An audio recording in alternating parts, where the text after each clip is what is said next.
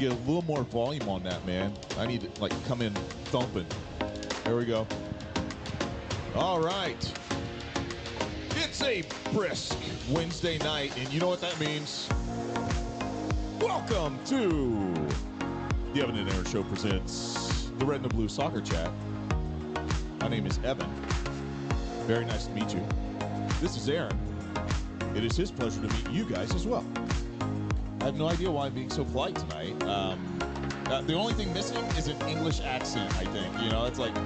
Do you want to try that out? No, hell no. Okay. I do not want to try that out because I do not want to offend our brothers across the pond. Hats off to you, Idris. There you go. You can handle that yourself. Guys, listen. Your brother from another mother? Brother from another mother. Listen, guys, we have so much to talk about tonight. You would think that I'm going to come into this podcast, like, upset. I'm not. I'm not upset. I'm not upset. And we'll find out later. Why?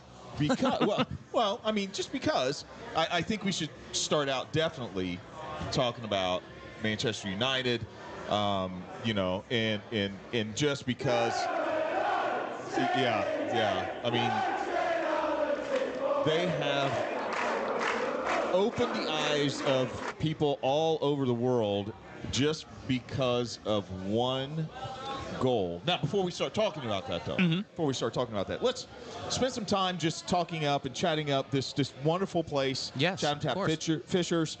Right now, they are doing a special. You guys, listen, it's almost December, and for every Merry Mule, Tito's Merry Mule, for every one of these sold from November 20th to December 31st, Tito's will donate $1 up to $5,000 back to Teachers Treasures. Now, this really speaks to my heart a little bit. Teachers Treasures obtains and distributes school supplies free to teachers of students in need. And I think that's awesome. And so, I wanted to kick off the season right, and I wanted us to, at the show, to be able to celebrate this as well. So, hats off to all the educators out there. Thank you. Dave and the Chatham Tap Fishers staff, you guys are awesome. Also, and I won't steal your thunder, but check out the scroll. 9:30 on Saturday, 9 o'clock on Sunday. I'm sorry, no, is that 9:30 on Saturday? Yes, Saturday. 9 on Sunday. There you go, 9 on Sunday. Breakfast with brekkie. Both days. Awesome. Get you some bacon. Get you some rasher bacon. Have all the bacon. Some Rashford. Some Rashford bacon. I think you need to hit that button again, my friend, because now... So I just want to touch on a technicality. So if a lot of people buy the Merry Mule, yes, teachers don't get any more money. Wait, what are you talking about? They cap it at $5,000. Well, let's. How about 5,000 people and that's it? Okay, because I'm sure Tito's can spare more than $5,000. You'd think it's like the joke, like when Kroger at the end, it's like, hey, do you want to donate money toward veterans? Like, you're a multi-billion-dollar company, exactly, and I'm using change to pay for fucking ramen. Why don't you donate some money? Yeah. But anyway, are you playing the role of the Grinch or Krampus? Krampus. It is. It's Krampus Day, isn't it? Isn't it the 28th, 29th? I can't remember. Look, it's always good to remember that the Grinch didn't hate Christmas. I'm not the Grinch. He hated people. Krampus. Which I now understand. Okay. We're starting this off wonderful. Wait till the Christmas episode, everybody. Yeah, okay. So, let's reset. Hey, 3 times the charm. I like that.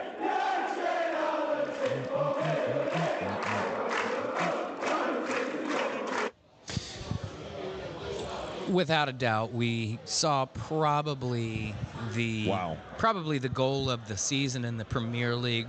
Maybe a Puskas nominee and award winner when all is said and done. A lot of season left to go. Oh yeah.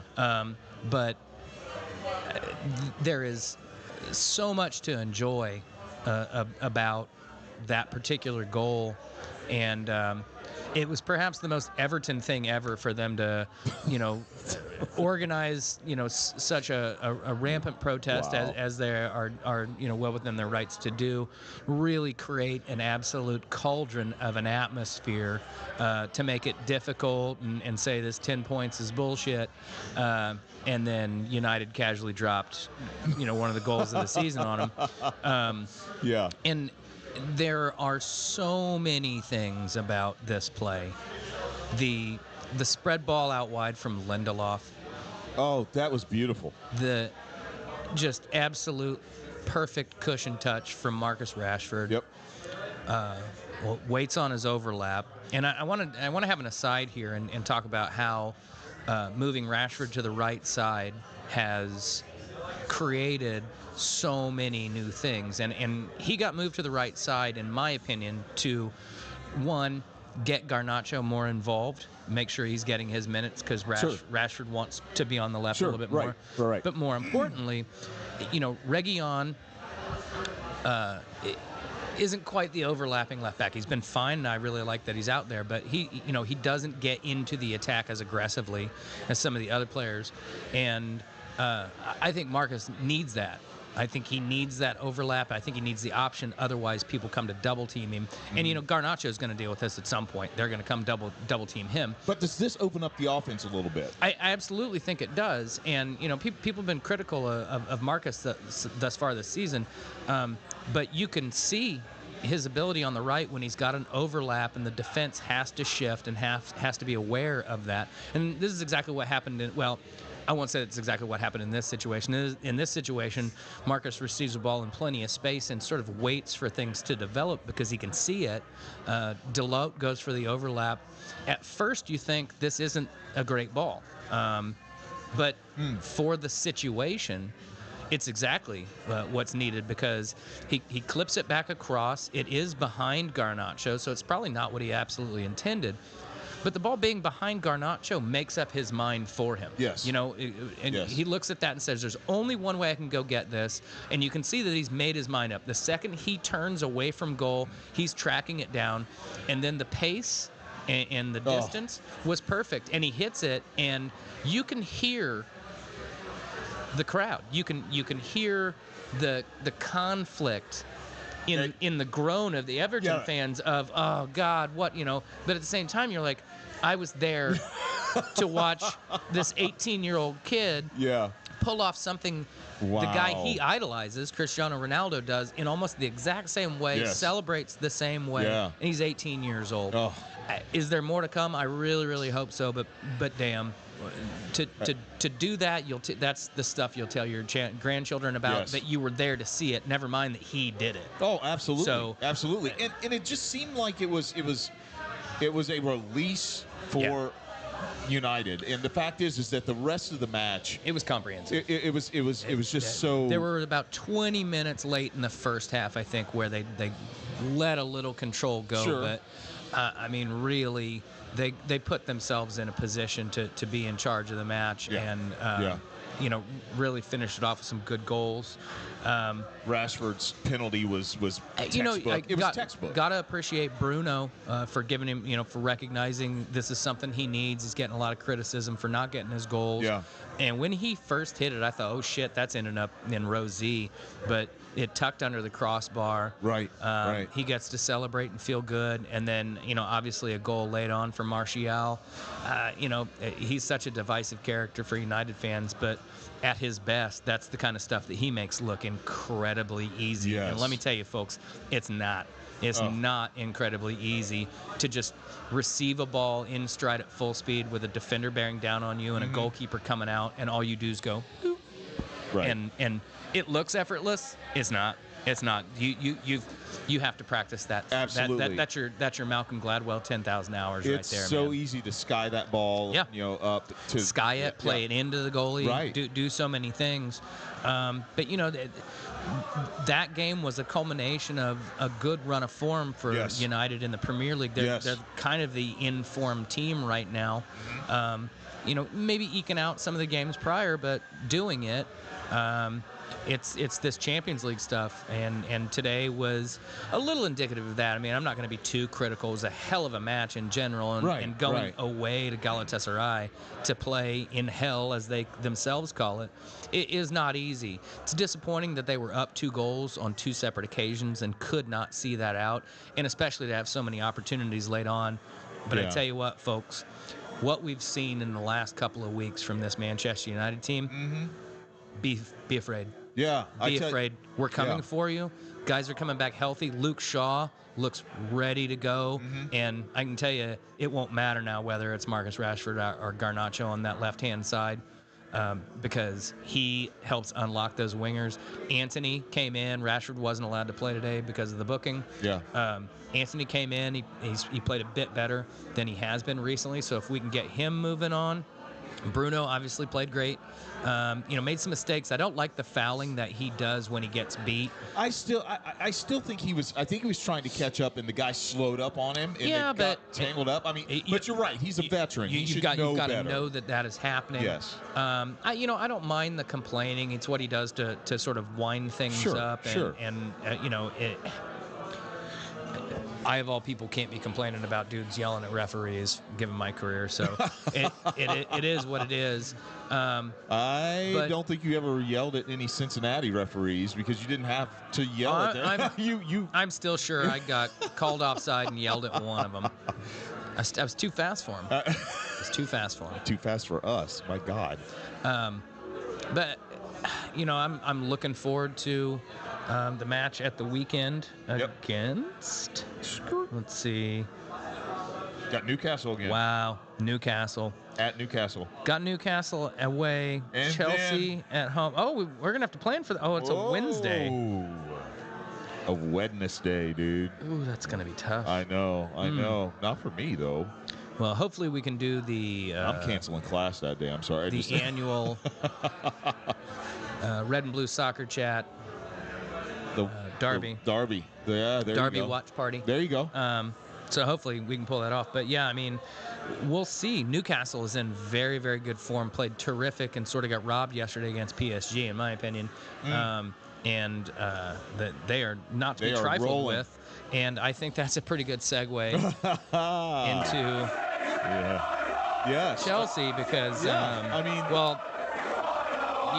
had 3 games in a row in which at least one team has scored 4 goals on both ends. We had a 4-1, a 4-4, and a 4-1. Yes. We already talked about Chelsea over Spurs. The City match was just a hell of a match. Yes. Fantastic. The best and worst of both teams in 90 minutes. Yes, absolutely. And I think what it did, it showed that Chelsea, once again, guys. We cannot compare ourselves. We can't compare ourselves to United. We can't compare ourselves to any other team that's rebuilding. Spurs. We can't. This is our journey, and I think this is a journey that quite frankly, like I was telling you, you would think I'm going to come in and just be like blah blah blah Newcastle. Blah, blah, blah. They are a quality team who have rolled over both of our teams now. They really have, and they are in contention for top 4 of the table. And so, I'm not too upset about the score. What I'm most upset about is that we, in the second half, showed how bad we can be. The score that put it up 2-1. Okay. That was a nice shot, but Thiago Silva, you will never. I mean, I've never seen him do that. Seems to be creeping into his game. Do that poor. I think he got his. It almost seemed like he got his cleat stuck in the turf as he was trying to pass it back. I don't know, but 2 goals in 2 minutes seemed to suck the entire life out of that team. They were not able to really mount very much coming back. They had, I think, maybe 2 shots on goal in the second half. That's what concerns me. I'm not upset because this is part of the journey. This is part of it. Because once again, what we've seen from Chelsea, if you remember, when we went back, if we were to go back in October, a couple of shows, and I said, if we can get out of December with 4 points, or November with 4 points, I will be very happy. We actually got out with 4 points. Yeah. And so I'm like, you know what? For a team that's building, that's trying to find not only its identity, but its, consistency, I think 4 points in November is really good. I really do. I think that this is indicative of the letdowns we are going to continue to have this season. But I think that if we can go 2 matches like, the Tottenham and City match and 1 letdown match, I will take that. I will take that. I know it's part of the process. And it seems like what Pochettino's doing is starting to gain some traction. Now, once again, didn't look like that with Newcastle, but that first half was pretty solid. Raheem Sterling scored a nice goal for us. Yeah. And so that is what I want to take away from that.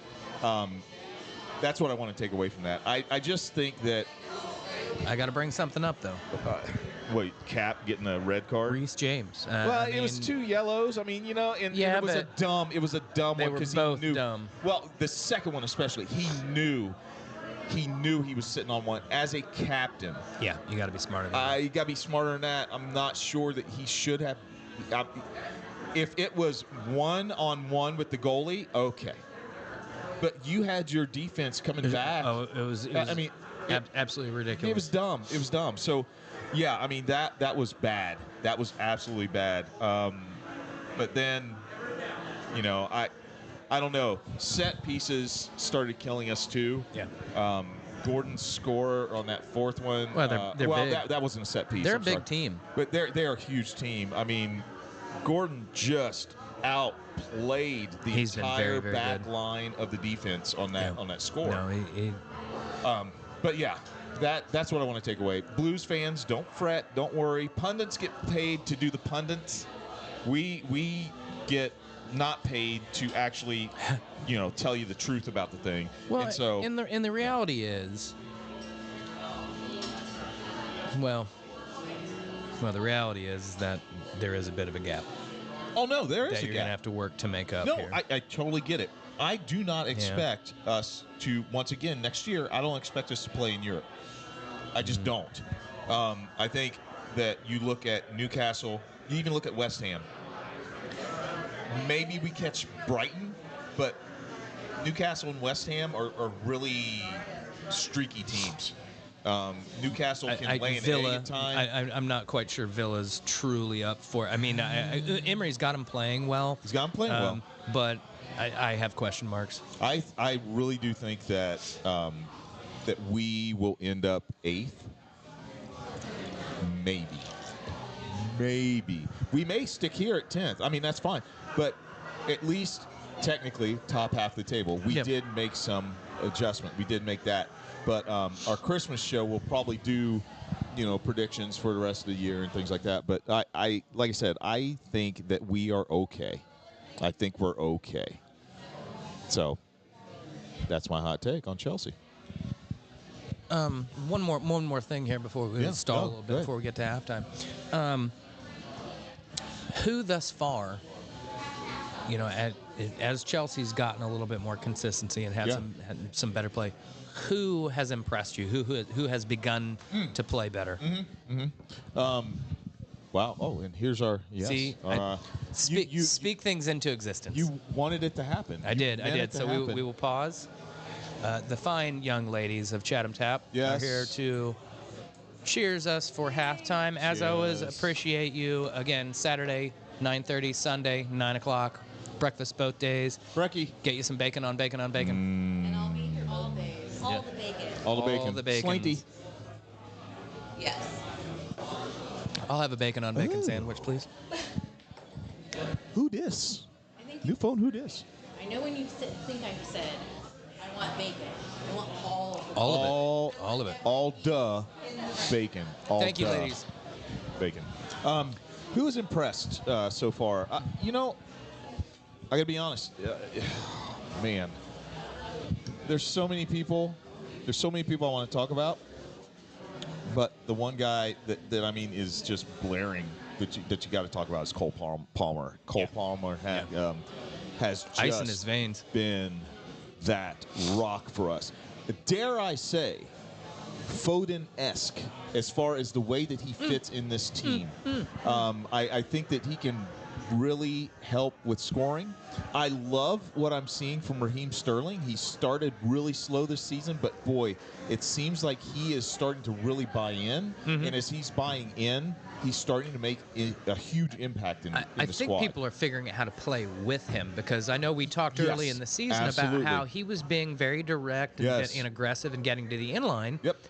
But he's not, he has to set that up, and other people have to do the finishing, so then he can contribute. He can't, Raheem's probably not going to be your best goal scorer, but he's going to score goals for you. But you got to get everybody on the same page, and guys weren't making that run. Nico wasn't getting there where he needed to be for those cutbacks and late runs into the box. So, I've always thought Raheem is a solid player. Yep. And, guys are finally playing well around him.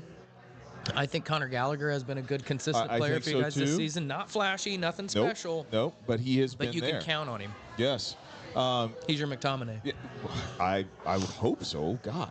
But yeah, those guys are the ones that have impressed. The jury is still out on Fofana. Yeah. Man. Mudryk. I'm going to give him a little more time. I'm going to give him a little more time. Still don't know. And I still don't think we know what his best position in this. Exactly. This system and is. the reason why I say I want to give Mudryk a little more time is just simply because of his pure speed. Yeah. Like the guy, if he can get into his niche. Yeah. You've got to play a way that benefits that. Yes, absolutely. Right? Absolutely. And then you see that with United when we have slow buildups. That kills Marcus. Yes. Marcus wants the ball He's like, played on the front foot now. so I can immediately attack people. And if it's not there, Mudryk does kind of the same thing. Comes to a standstill, has to play back, and now you're playing regressive a bit. And the last thing I'll say about that is I'm not sold on Sanchez. Every time he has to make a save, I am. Yeah, well, welcome to that club. I cover my eyes. I know you have your things with Onana, but Sanchez, just some of his misses are like, wow. And I know that, I'm nowhere even close to anything that he can do. But as a former keeper, it's like, you can almost feel the reaction. Yeah. And it's like, dude, come on. And it's easy to play Monday morning quarterback or Monday morning halfback, whatever you want to call it. But Monday morning goalkeeper, yeah. It's it's just tough. It's tough when you don't have confidence in your keeper. That it just, and I hope they do, but boy, it does. It puts that question mark in your mind that you have to do that little bit more as a defender that you shouldn't have to do and don't want to do, because you want to trust your goalkeeper, so you don't want to be overplaying guys and sticking your leg out, which can cause even more issues. Yeah. It puts that question mark in people's minds. Yes. Oh, absolutely.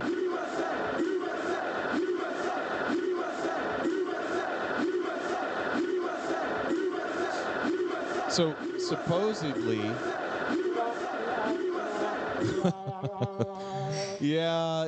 We're going to talk about the guys, but also wanted to remind everyone that on the 2nd, at 3 p.m., it is a friendly, but it's against China. So hopefully we get to see, with the women's squad, Emma for the first time. This is a funny graphic. Oh, no. Thank you. Oh, no. Funny graphic. What? So this is a funny graphic. I'm assuming this is ESPN or something like that. Yeah. But they're showing the top goal scorers for both teams. Okay. And the top goal scorers, the top 3 goal scorers for the USA are Trinity Rodman, Lynn Williams, and Mallory Swanson with 4, 3, and 3. Yep.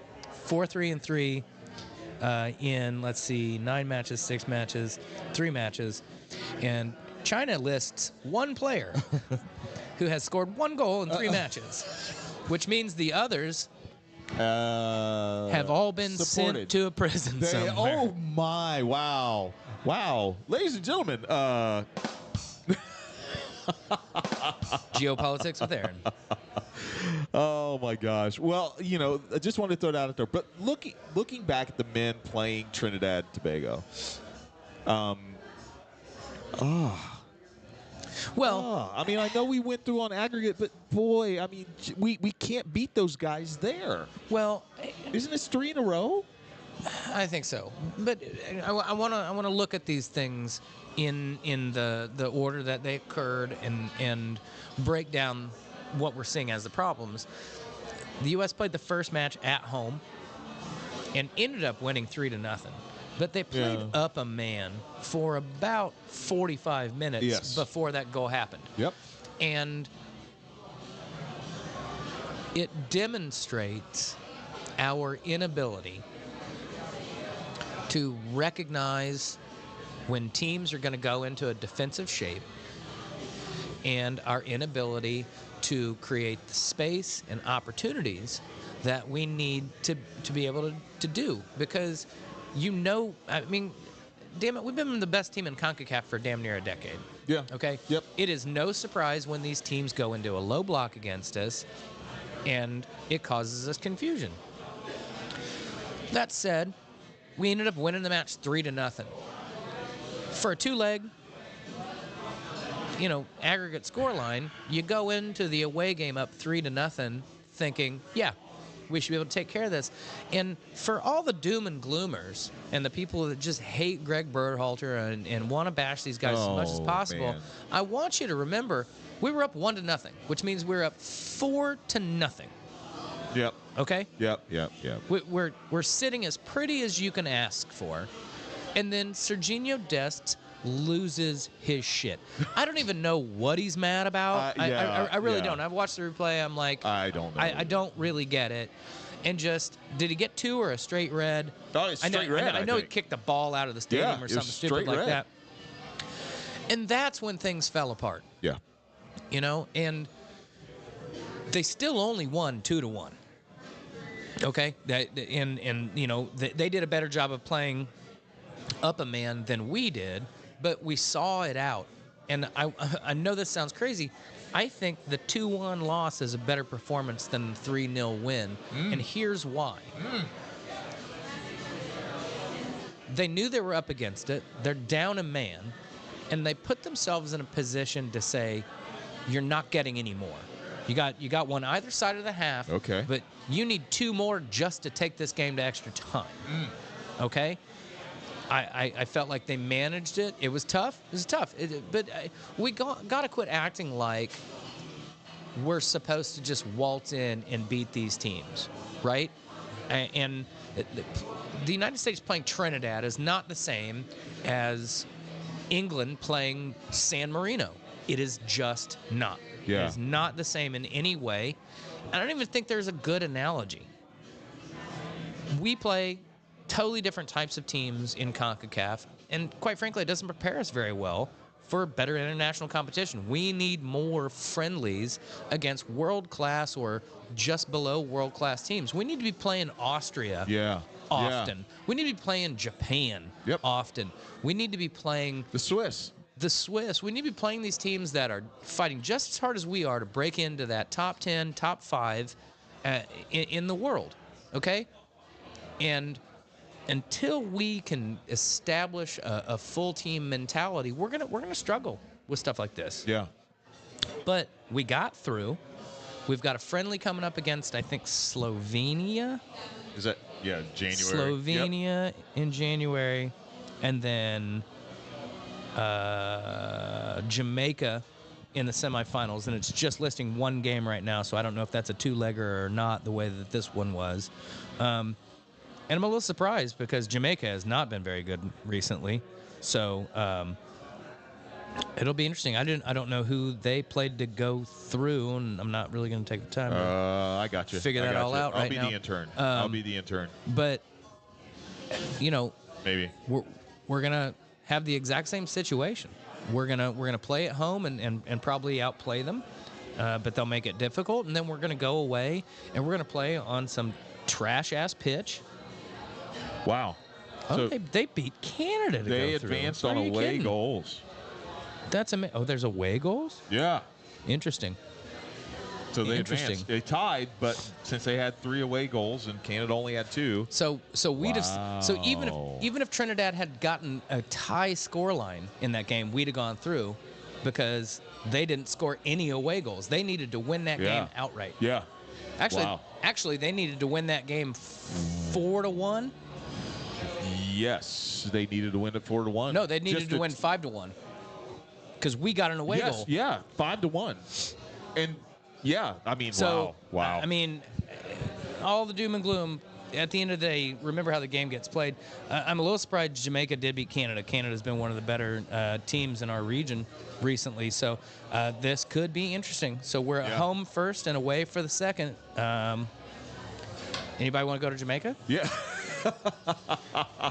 Oh, wow. Well, sounds good to me. Well, once again, we have to be, we've got to be able to get, some sponsors to help us do that. Oh, I do want to share. Oh, he's got big news. Big news. Yes.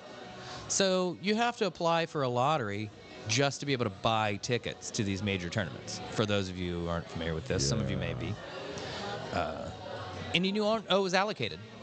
You aren't always allocated exactly what you want. And I didn't get everything I applied for, but I do have. Tickets to multiple games. 4 tickets per game to 3 separate games in West Central Germany. Yep. For next summer. We've already booked a beautiful, beautiful place. Yep. So if anyone is considering going, is interested, get in touch. Be the GFOPs that you are. There you go. Get in touch, and we're gonna have a blast. It's gonna be a really, really good time. We've got a spot right on a big lake in like I said, West Central Germany. That's how I was gonna pay for it. I was hoping to get tickets and just sell them, but anyway. Well, we're gonna be there regardless. Who knows?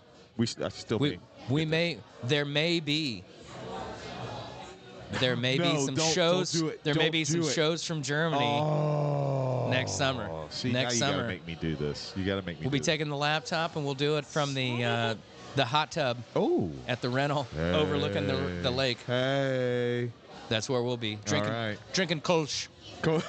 Yes, indeed. Yes. So, ladies and gentlemen, what that does is that takes us to the Hey Aaron segment. Wait, where's our drunk crowd? Hey, the Hey Aaron segment. And as I was sitting here tonight, I'm gonna stick with what I told you. I'm gonna stick with what I told you. The Hey Aaron segment tonight is a tribute to Garnacho's goal. I mean, all right. It just is. I am asking you, other than that goal, what stands out in your mind as your favorite Manchester United goal ever scored? Ever scored? Ever scored.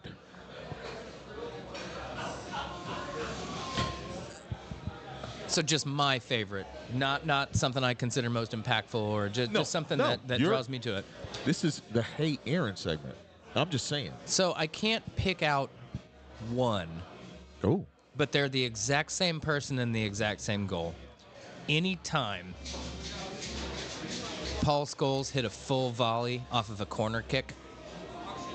Whoa. Those are my favorite. Now, and the one that I think stands out is, I think there's a ball played into the box and it gets cleared super high in the air. And Paul Scholes just casually walks under it, waits for it to drop down, and hits a full volley that hits the underside of the crossbar and bounces down up into the net and all that jazz. And the best part is the goalkeeper's wearing like sweatpants. I mean, it looks like a Sunday League game. Seriously, do me a favor and Google Paul Scholes volley goals. Oh, I'm doing it right now. It will definitely be in the list. It probably is first.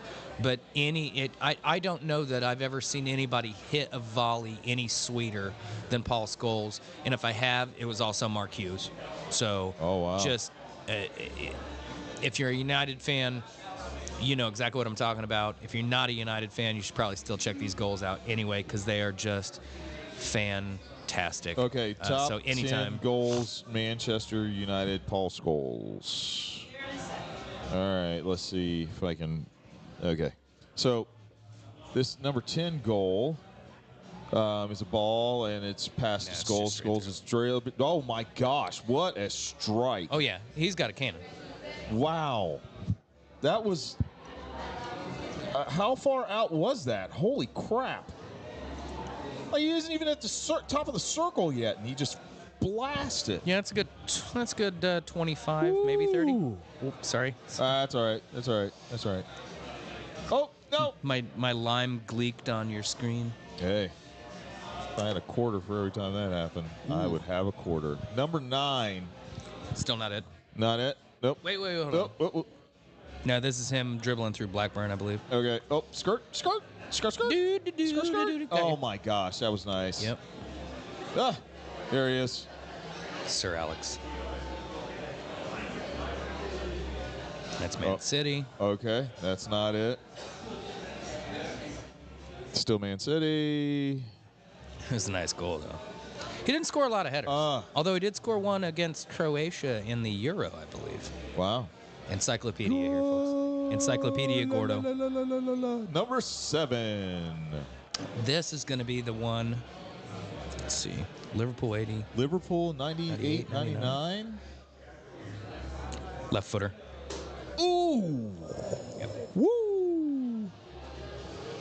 You know, he came to United as a, well, when he started. Oh, this is a pretty one. This is one of the pretty ones. I know exactly what happened. This nice kits. This blue kits. starts outside. Oh my that starts out. Watch it from behind. It starts out. I know you guys are loving us watch videos. Yeah, right? you know, hey, we're just reacting to this, but you guys seriously Google Paul Scholes best goals. Yeah. That's it. Watch. It starts outside the post. Yeah. There's no saving that. Oh, no. Oh my God. Okay. Just a banger. Oof. Yeah. I mean, the guy, I did not realize the cannon. Oh, yeah. Oh. Wow. And he just made it look easy. I'm just going to casually stroll up and smoke this. Oh. And A cheeky chip over the keeper. I'm a little surprised there aren't. I mean, they have to be saving these for the. Hey, there's Beckham. No, that's the same chip. Okay. This one. Bang. Oh.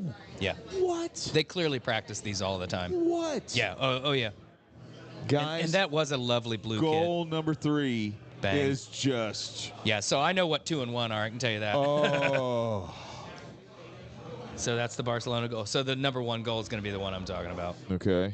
Oh. Let me just hit this. What? Dude, he just blasted that. That's Barcelona, by the way. That's 30, 35. Yeah. Yep. That's. Oh, my God. And then the number 1 watch goal. I think it gets headed up in the air or something like that. Aston Villa, 06-07. Yep. Oh, come on. Yeah. Come on, man. Yeah. Just fast forward to number 1 if you want to see the goal, the exact goal I'm talking about. Also, tracky bottoms. You got tracky bottoms on. You deserve to get beat. Man. Did you wear track pants? Did you wear sweatpants while you were in? I did not. I was not allowed. And that's probably why. Because I would have punished that. I know you would have. I would have punished that. I know. I get it. I'm like, I don't want to be ridiculed even more than what I am as a keeper anyway. That was the real asshole part with me is not only would I have scored a goal, but I'd have walked over and told you about your fucking pants. I mean, like, really? You gonna wear those? You gonna wear those while you're playing? Oh, ladies and gentlemen, wow. They got all soaking wet and all stretchy and down by your ankle. Yeah. That's not good. That is not good. Thank you so much. Wow, we are going to hit the gram like big time tonight, man. That's good. We got it. Thank you so much for joining us. We have our final segment, which is Aaron's final thoughts for tonight, my friend. I mean, you know, it's been a fast show. We've said our piece and everything like that. But man, this is the time where you get to shine, brother. What have you got for us to send us out? So, you know, we didn't we didn't do a show last week. It was international break. It was also the holiday. So here's my opportunity to just say thank you all for tuning in, however you do, whatever platform. By the way, we need to get on iTunes. Okay. And it brought to my attention that we need to get on iTunes. The apples. Okay. So we'll get that taken care of, folks. But I want to just say thanks for all of you tuning in. I want to say thanks to Chatham Tap for giving this as an opportunity to kind of spew our nonsense fandom out in the world. I want to say thanks to my good friend here, Evan. Thank you, buddy. And I just love doing this show with you. And just talking about this game that we are both such fans and in love with. And it was my first Thanksgiving without my father. And another really good friend of mine, her mother had just passed away. And we got together and spent Thanksgiving as just a Friendsgiving. Man, that's cool. And it was really great to share that time with them. So Jason and Stevie, I want to say thank you to you as well. And I guess the gist of this is, this is the time to remember all the people that, have made an impact in our lives. And whether you get to see them every day of the week or maybe you only see them once a year, give thanks. Give thanks silently, but if and when you get to see them, give thanks. Give them those hugs, share a beverage, talk about the good times, and really, really embrace it, because that's really what this is all about. And I think if there's any consistent theme about, us talking about footy and getting together, is that it's camaraderie. We all share in it, and at our best we're cheering on our same teams, but even when we're rivals, we're having fun with it and we're enjoying it, and it's banter, and we're just recognizing that your club makes you feel a certain way, my club makes me feel a certain way, but it's the game. Yes. It's the game that makes it feel a certain way. So I give thanks. Thank you to you all, and I love you, and I appreciate you tuning in. And yes. And for the drunks in the back.